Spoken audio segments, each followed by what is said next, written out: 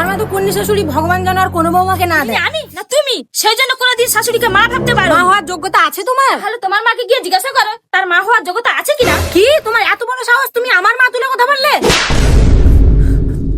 এটা স্বপ্ন ছিল, তাতেই আমি ঘেমে গেছি। এটা যদি বাস্তবে হয় তাহলে কি হবে? বাবু এদিকে একবার আয় তো। দীপায়ন, আমার কাছে একবার এসো তো, কথা আছে। ওটা কি তাহলে সত্যি হয়ে গেল? বাবু হ্যাঁ মা, আসছি।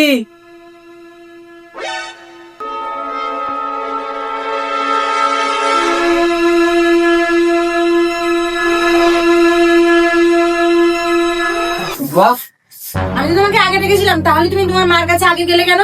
ও তাহলে আমার থেকে মা তোমার কাছে আগে, তাই তো? এতে আগেবারের কি আছে?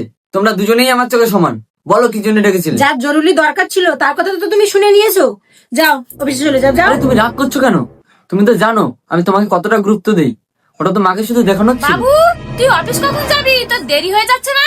হ্যাঁ মা, এই তো যাবো। আর দেখলে তো কি জন্য আমি তোমার মায়ের উপরে রেগে যাই। যাই হোক, ওসব বাদ দাও।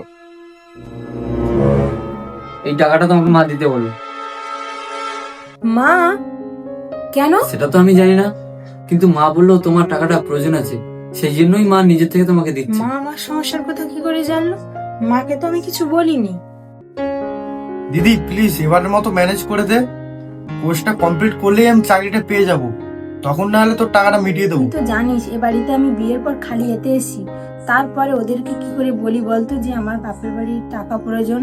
ওরা কি ভাবে বলতো? হ্যাঁ আমি জানি মা তোকে কত কষ্টে বিয়ে দিয়েছে, আর আমাকেও অনেক কষ্টে পড়াশোনা শেখাচ্ছে, কিন্তু মা এখন এতটাই অসুস্থ কোনো কাজই করতে পারছে না। সবই বুঝতে পারছি ভাই, তুইও একবার আমার দিকটা ভাব যে কি মুখ নিয়ে দীপায়নকে বলবো টাকার তোকে কথা। আমি রিকোয়েস্ট করছি, তুই আমার কথাটা তো শোন।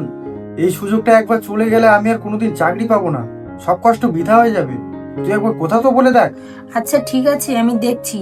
আমার মনে হয় না টাকার জোগাড় হবে বলে। বিপদের সময় একটা পরিবার আর একটা পরিবারকে যদি না সাহায্য করতে পারে, তাহলে আমার ছেলেকে বিয়ে দেওয়ার কোনো মানেই হয় না। হতে পারে তোমার বাপের বাড়ি, কিন্তু সেটা তো আমাদের আত্মীয়, তাই না? মা, আমি আপনাকে যে কি বলে ধন্যবাদ দেব সেটা আমি বুঝতে পারছি না। বৌমা, এক সংসারে থাকতে গেলে ঝগড়াঝাটি তো হবে, কিন্তু সেটা মানিয়ে নেওয়ার চলাটাই তো আসল সংসার, তাই না? মা আপনি আমাকে ক্ষমা করে দিন, আপনার প্রতি আমার অনেক ভুল ধারণা ছিল। প্লিজ মা আপনি আমাকে ক্ষমা করে দিন। তুমি তো আমার নিজের মেয়ের মতো, তোমাকে আমি না ক্ষমা করে থাকতে পারি?